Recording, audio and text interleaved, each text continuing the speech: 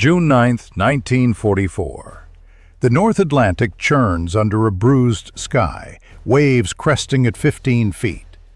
A German U-boat surfaces 300 yards off the port bow of destroyer escort USS Guadalcanal, its conning tower painted in the mottled gray of the Kriegsmarine. But the swastika flag that should be flying from its periscope standard is gone. In its place, an American ensign snaps in the salt wind. Inside the captured submarine's cramped control room, radioman second-class David Miller hunches over a German Enigma machine, his fingers trembling as he taps out coded coordinates. Around him, 8 American sailors operate controls labeled in a language none of them spoke 72 hours ago. The air reeks of diesel fuel, sweat, and fear. Through the bulkhead comes the metallic groan of the hull under pressure, and something else, the distant rumble of depth charges. Miller adjusts his headset, listening to German naval traffic crackling through the static. His breath catches. 3 Type 7 U-boats are converging on an Allied convoy 200 miles northeast. They're moving into attack formation, completely unaware that one of their own has been turned into a Trojan horse. The young radio man looks up at Lieutenant Albert David, the boarding party commander, who stands braced against the navigation table. David's uniform is still damp with seawater and stained with hydraulic fluid. His eyes ask the question before his mouth does. "Can you do it?" Miller swallows hard. He thinks about the 43 merchant ships lost in the Atlantic last month alone. He thinks about the 8,000 American sailors who won't be coming home. He nods. "I can do it, sir." Before we continue the story of how a handful of American sailors pulled off one of the most audacious deceptions in naval warfare history, make sure to hit that subscribe button. And tell me where you're listening from, which city, which state. I'm curious to know who's brave enough to discover what happened when ordinary men became ghosts in enemy waters. 6 months earlier, the North Atlantic was a graveyard. German U-boats prowled the convoy routes in coordinated wolf packs, their commanders emboldened by 2 years of unrestricted submarine warfare that had sent over 15 million tons of Allied shipping to the bottom. In 1943 alone, the Kriegsmarine's U-boat fleet sank 597 Allied vessels. Admiral Karl Donitz had refined Wolfpack tactics to devastating effect. His boats operated in groups of 8 to 20 submarines, directed by radio from headquarters in Lorient, France. They'd trail convoys for days, surfacing at night to attack with deck guns and torpedoes, before diving to evade counterattack. The Allies threw everything they had at the U-boat threat. Destroyer escorts multiplied across the Atlantic, their hulls bristling with new sonar equipment and depth charge racks. Long-range B-24 Liberator bombers closed the mid-Atlantic air gap. Escort carriers joined the fight, launching Wildcat fighters and Avenger torpedo bombers to hunt submarines from above. But the Germans adapted. They developed snorkel breathing tubes that allowed submarines to run their diesel engines while submerged. They installed radar detectors and acoustic torpedoes that homed in on the sound of propellers. By December 1943, U-boat production had actually increased, despite Allied bombing. At Naval Intelligence Headquarters in Washington, codebreakers worked around the clock on the German Enigma cipher. The British had achieved breakthrough success at Bletchley Park, reading some U-boat communications. But the German Navy had introduced new rotor wheels and procedures.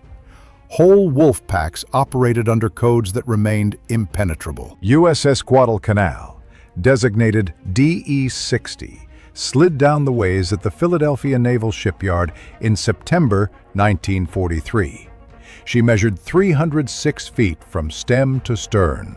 Her crew of 186 men came from every corner of America, Farm boys from Iowa, factory workers from Detroit, fishermen from Gloucester. Their average age was 19. Command went to Captain Daniel Gallery, a 40-year-old career officer from Chicago with a reputation for aggressive tactics and unconventional thinking. In Gallery's view, sinking submarines wasn't good enough. The Allies needed to capture one intact, with its codes and equipment. Every U-boat that went down took its Enigma machine and code books to the ocean floor. He trained a special boarding party, hand-picking men from Guadalcanal's crew. Lieutenant Albert David, a 27-year-old engineering officer from Maryland, led the team. David had worked as a structural engineer for Bethlehem Steel before the war. Under his command were 8 sailors, 2 gunner's mates, 2 radiomen, 2 motor machinists, and 2 bosun's mates. They drilled constantly. Gallery had a wooden submarine conning tower built on Guadalcanal's fantail. The boarding party practiced scrambling up ladders, securing hatches, and moving through mock passageways. They studied recognition manuals on German submarine classes, memorizing the layout of Type 7 and Type 9 boats. They learned basic German commands. The Atlantic greeted them with winter storms that pitched the destroyer escort at 40-degree angles. Guadalcanal's patrol area covered a rectangle of ocean 700 miles long and 400 miles wide, east of Newfoundland, where the convoy routes converged. They hunted for 3 months without contact. Then, on March 9, 1944, sonar contact. Range 4,000 yards. Bearing 085 degrees. Speed 12 knots. Depth 200 feet. Captain Gallery grabbed the intercom handset. "Battle stations, this is not a drill." The German submarine was U-515, a Type IXC boat commanded by Captain Lieutenant Werner Henke, one of the Kriegsmarine's most successful commanders. Henke had sunk 26 Allied ships, totaling over 160,000 tons. His crew called him the Iron Captain for his refusal to abandon a convoy until every torpedo was expended. U-515 was returning from a patrol off the coast of Trinidad, running submerged at periscope depth. Henke stood in the conning tower, studying the gray surface through the periscope lens. Behind him, the control room crew maintained their stations with practiced efficiency. The hydrophone operator pressed his headphones tighter. "Propeller sounds, Herr Kalliun. Single shaft, high-speed screws. Range approximately 4 kilometers. American destroyer escort." Henke made the calculation instantly. They were too deep to dive further without exhausting the batteries, too shallow to hide effectively. "All ahead slow, come to course 180, take us down to 100 meters. The submarine tilted downward. Men braced against handholds as the deck angled beneath their feet. Outside the pressure hull, the Atlantic pressed inward with over 300 pounds per square inch of force. On the surface, Gallery studied the plot. The U-boat was running south, away from the convoy routes. "Bring us to flank speed. I want to be right on top of him when we launch the pattern."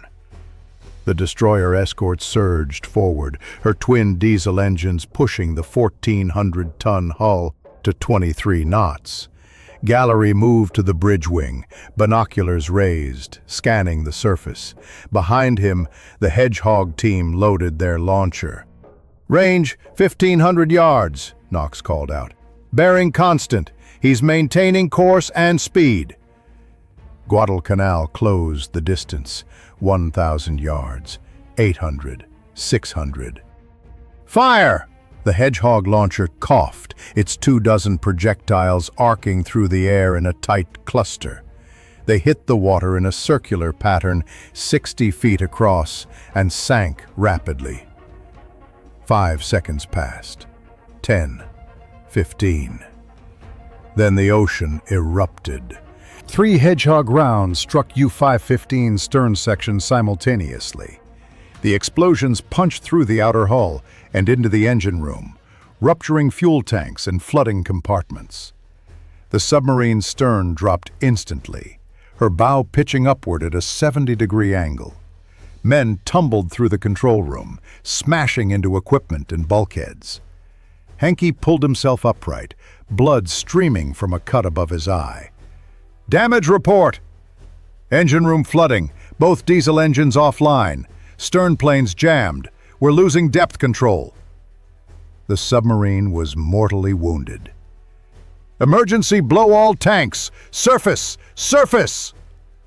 High-pressure air roared into the ballast tanks, expelling water and adding buoyancy. The submarine shuddered, hesitated, then began rising.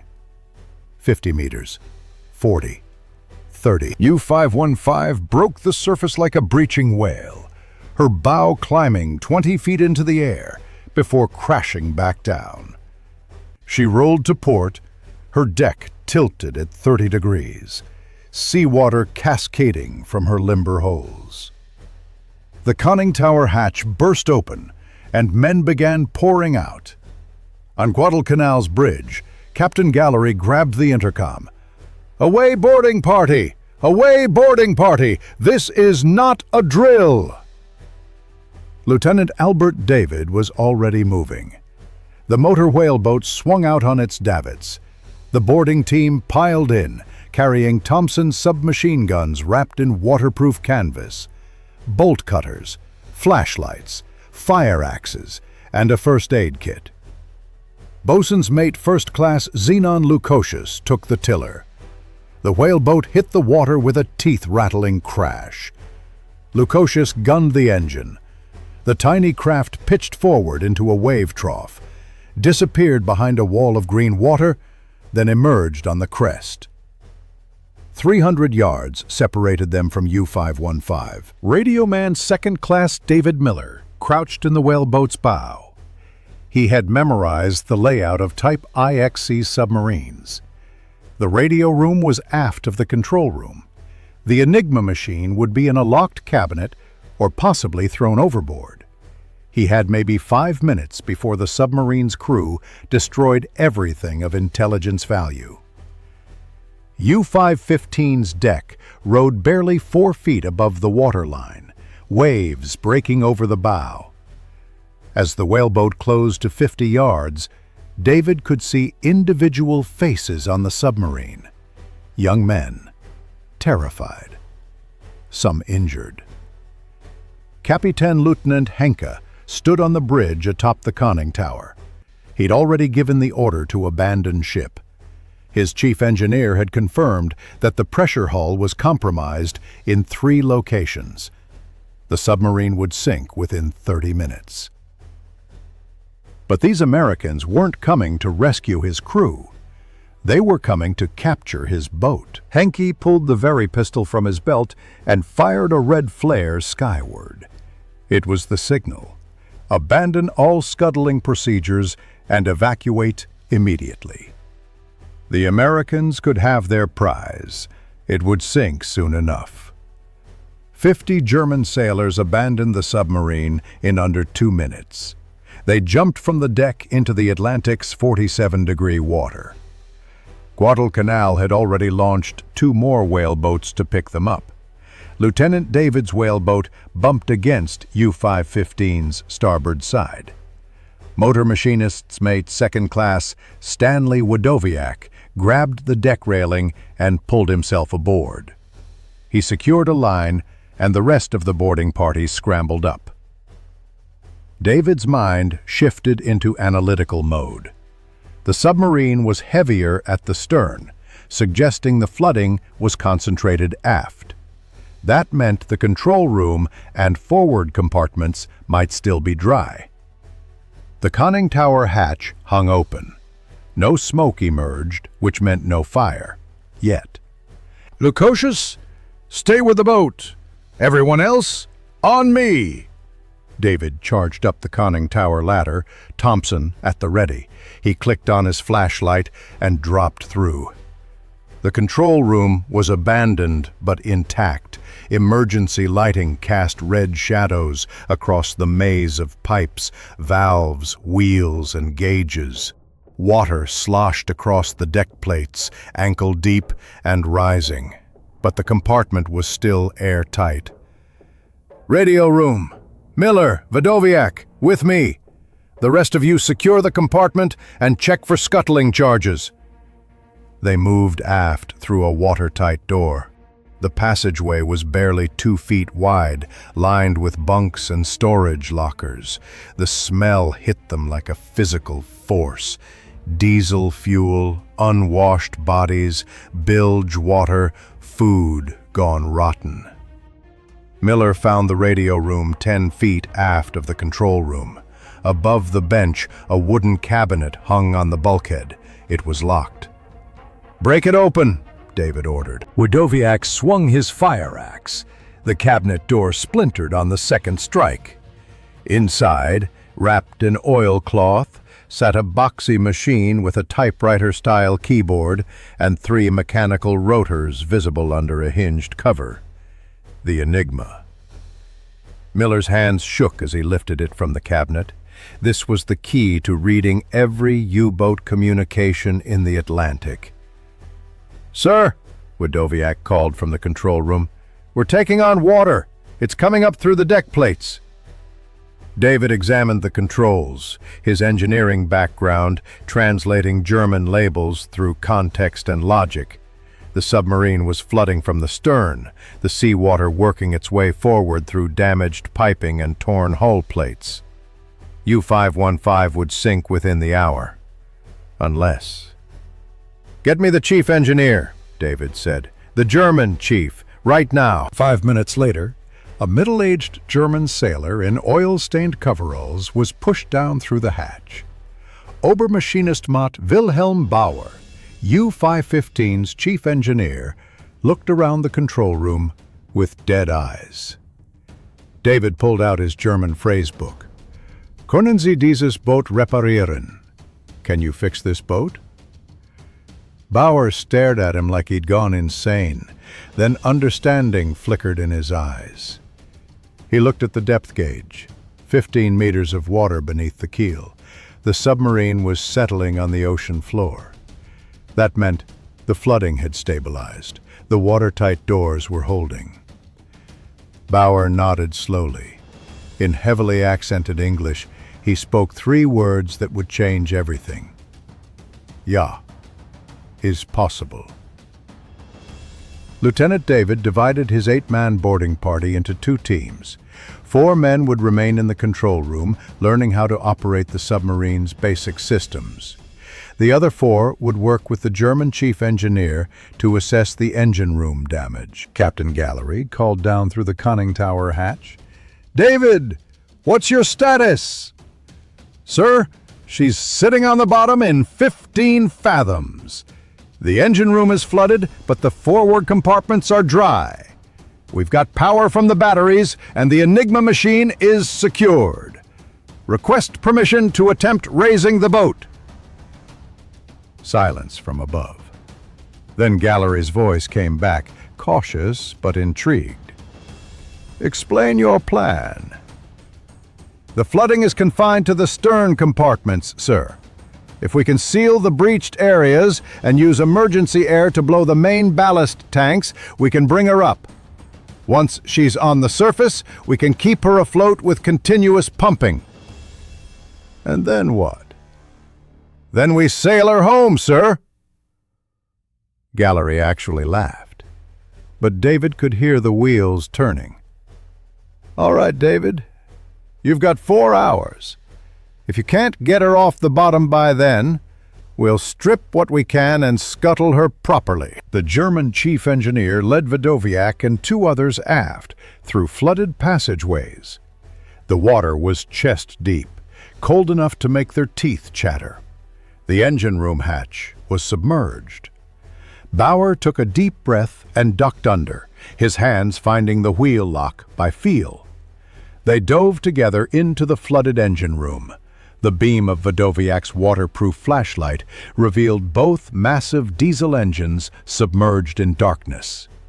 But mounted on the bulkhead were 3 electric bilge pumps, powered by the battery banks that still had charge. They activated all 3 pumps.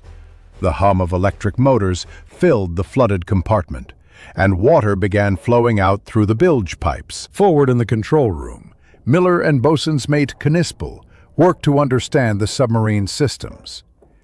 This gauge showed battery charge, still at 42%.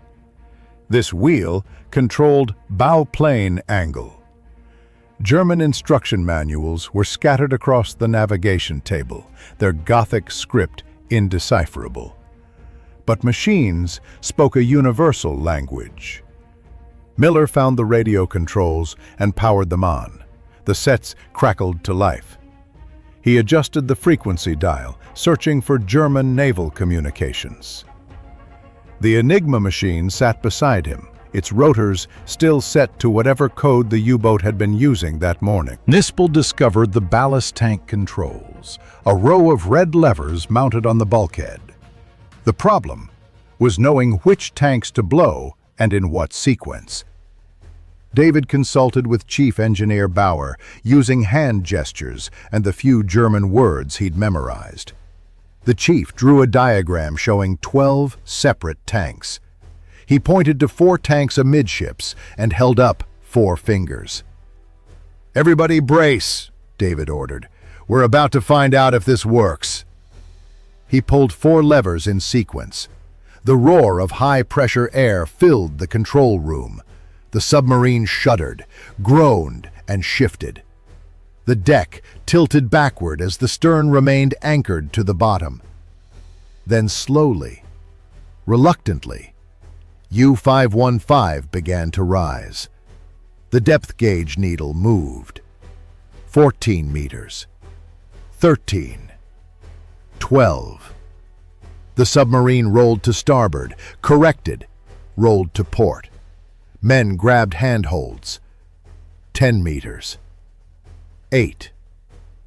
6. U-515 broke the surface with a shudder and settled into the waves, water cascading from her deck. The submarine rode low, her stern still heavy with flooding, but she floated. On Guadalcanal's bridge, Captain Gallery watched through binoculars. His insane lieutenant had actually done it. Gallery grabbed the radio handset. "David, can you maintain buoyancy?" "Affirmative, sir. The bilge pumps are keeping up with the flooding. We're stable as long as the weather holds." "Can you maneuver?" "The rudder responds, and we have electric power to the screws. Diesel engines are offline, but we can make 3 or 4 knots on batteries." Gallery made a decision that would either earn him a commendation or a court-martial. "All right, we're going to take you in tow until we get into calmer waters.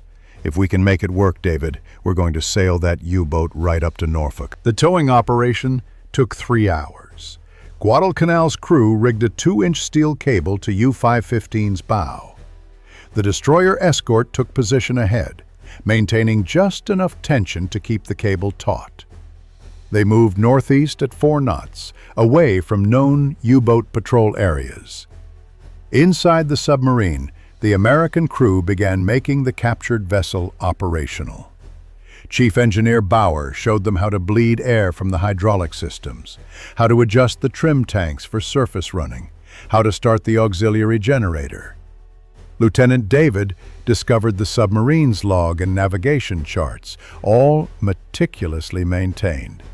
U-515 had been at sea for 42 days, had traveled over 8,000 miles, and had sunk 3 merchant ships, totaling 18,000 tons. Radio man Miller worked on the Enigma machine, studying its construction.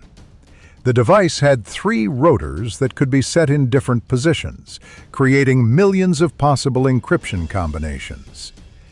Miller found the codebook in a waterproof safe welded to the deck, but the codebook was intact, and the Enigma was set to today's configuration.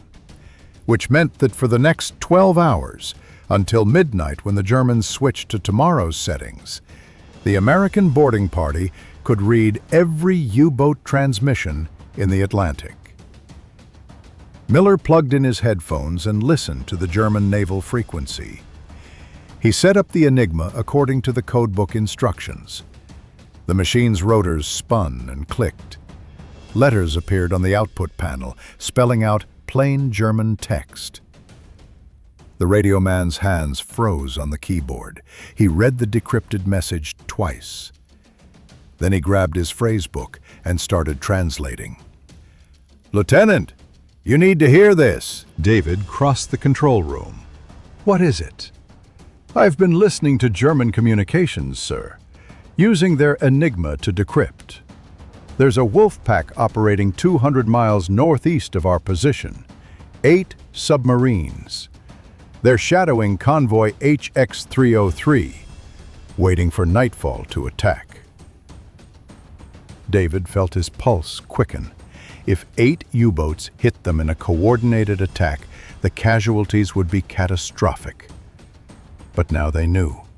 They had the exact positions, the attack plan, and 12 hours before the Germans realized their codes were compromised. "Can you read their tactical communications?" "Yes, sir. They're coordinating approach vectors, discussing weather conditions, reporting convoy movements. It's all here." David made his way to the conning tower hatch and shouted up to Guadalcanal. Captain Gallery appeared at the destroyer escort's rail. "Captain, we've decrypted German communications. There's a wolf pack assembling to attack convoy HX-303. 8 boats. We have their positions and their attack plan." Gallery absorbed this information in silence. 8 U-boats represented overwhelming force against a single destroyer escort. The smart move was to radio the convoy's escort commander. But Gallery hadn't requested transfer to the Atlantic to play it smart. "Can you operate that submarine's radio?" he called down. "Yes, sir." "Then here's what we're going to do. You're going to use that Enigma machine and pretend to be U-515. You're going to tell those 8 U-boats that you're tracking the convoy from the south, and you're going to give them false coordinates that'll send them into empty ocean." David stared up at his captain. The plan was audacious to the point of insanity. If the Germans suspected anything, they'd scatter and change their codes. But if it worked, they could save Allied lives. "Understood, sir. We'll need time to compose the messages properly." "You've got 1 hour. Those merchant sailors are counting on us, and they don't even know it." Radio man David Miller sat at the German radio set, the Enigma machine beside him, the codebook open on his lap. The challenge wasn't just language. German military communications followed strict formats with specific vocabularies and abbreviations. Miller had the grid map, recovered from U-515's navigation table. It divided the Atlantic into squares designated by 2-letter codes. If Miller could insert U-515 into this picture and feed false intelligence, he might redirect the entire attack. Chief Engineer Bauer was summoned to the radio room. Miller showed him the message he'd composed. U-515 an BDU. Position BE-17. Geleitzug sichtet. Kurs 075. Geschwindigkeit 9 Knoten. Starke Sicherung. Warte auf Dunkelheit. Ende. U-515 to Submarine Command. Position BE-17. Convoy sighted. Course 075. Speed 9 knots. Heavy escort. Awaiting darkness. End. Bauer read it slowly, then made 3 corrections. Now it is correct. It will sound authentic. Miller looked at the German chief engineer. "Why are you helping us?" Bauer was quiet for a long moment. The war is lost. Germany will lose. Your message, it will save lives, German lives also. Those U-boats, they will not sink ships, so your Navy will not hunt them. Fewer men die. Miller encrypted the message using the Enigma, watching the rotors spin and click. He transmitted in Morse code. The radio crackled, sending the signal out across hundreds of miles of ocean. Then the waiting. For 15 minutes, nothing but static. Then, BDU on U-515, bestätigt, fortsetzen Sie die Verfolgung. Submarine command to U-515. Confirmed. Continue pursuit. Miller exhaled slowly. They'd bought it. Over the next 3 hours, Miller transmitted 4 more messages as U-515, each carefully crafted to suggest the convoy was moving southeast at reduced speed, away from its actual course. He reported weather conditions, escort vessel types, and merchant ship silhouettes, all real data from U-515's logs. The German Wolfpack adjusted their positions based on U-515's reports. Miller tracked their movements through intercepted messages, watching as the 8 submarines spread out across a search pattern 20 miles south of the actual convoy route.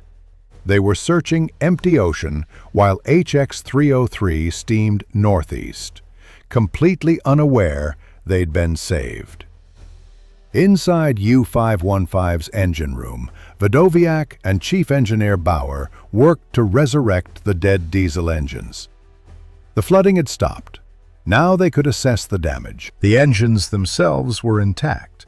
The Hedgehog explosions had ruptured fuel lines and damaged the exhaust system, but the cylinders, pistons, and crankshafts were undamaged. They worked by flashlight, making repairs with German spare parts and American ingenuity. By midnight, they had 1 engine ready. They followed the German starting procedure. The diesel coughed, sputtered, and died. They tried again. 3rd attempt. The massive engine roared to life, filling the engine room with thunderous noise. Lieutenant David felt the vibration through the deck plates and allowed himself a moment of triumph. They'd raised a sunken submarine, made it operational, used it to deceive enemy forces, and now had it running on its own power. Gallery ordered the tow cable released. U-515 drifted free, riding the swells under her own buoyancy. David stood in the control room, hands on the wheel. The submarine responded sluggishly, but she answered the helm. Guadalcanal to U-515. Gallery's voice came through. Ready for your first independent transit? Ready, sir.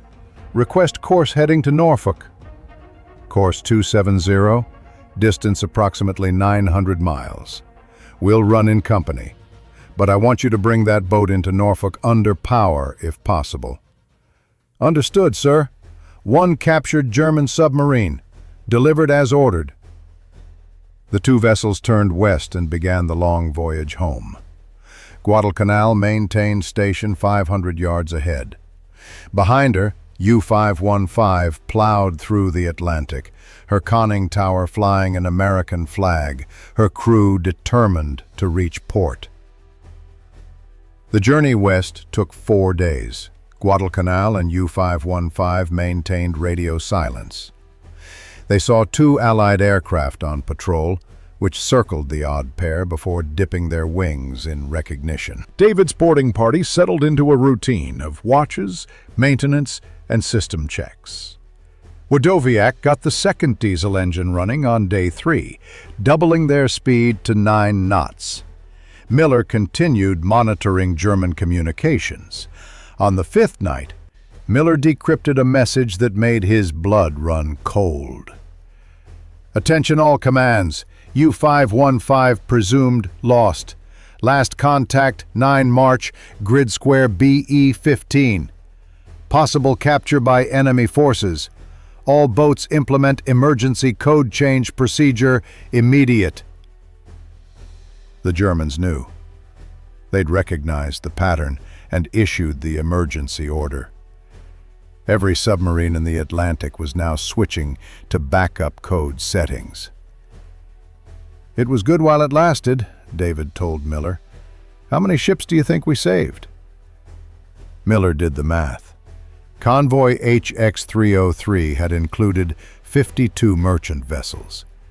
8 U-boats attacking in coordinated fashion could reasonably sink 6 to 8 ships. "All of them, sir. We saved all of them." At dawn on March 14th, Guadalcanal and U-515 approached the Virginia Capes. The American coastline appeared on the horizon. "Norfolk Control, this is USS Guadalcanal, requesting permission to enter harbor with prize vessel in company. Repeat, prize vessel. German submarine U-515, captured March 9th, now under American control." Long pause. Then, "Guadalcanal, say again your last. Did you say captured German submarine?" "Affirmative, Control. We have a German Type 9 submarine, currently operational and flying U.S. colors." By the time they entered Norfolk Harbor, over 5,000 sailors, dock workers, and civilians lined the piers. Camera crews documented every moment. Senior officers stood on the dock in dress uniforms, including Rear Admiral Robert Morris. Lieutenant David guided U-515 alongside Pier 7 under diesel power, her engines rumbling smoothly, her American flag snapping in the breeze. His boarding party stood on deck, uniforms salt-stained, but their bearing proud. The submarine's engines shut down. A gangway was positioned, and Lieutenant Albert David, followed by his 8-man boarding party and 1 German chief engineer, climbed off U-515 and stepped onto American soil. Admiral Morris greeted them with a salute. "Lieutenant, I've been in the Navy for 28 years, and I've never seen anything like this. Well done doesn't begin to cover it." "Thank you, sir. The boat is secured and stable. All captured code materials are inventoried and ready for naval intelligence. You and your men are going to get hot showers, hot food, and about 12 hours of sleep. That's an order."